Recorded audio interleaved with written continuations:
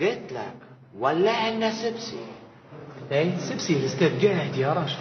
تي قاعد ما جاش الاستاذ، تي راقد ما يندري على الدنيا وين تفتح. مفتش مفتش مفتش. وهكذا يا أبنائي كان ينام الأرنب الكسول، هكذا.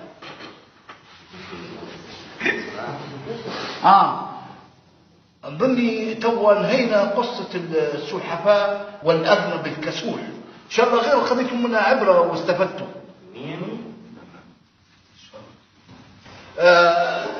قيام،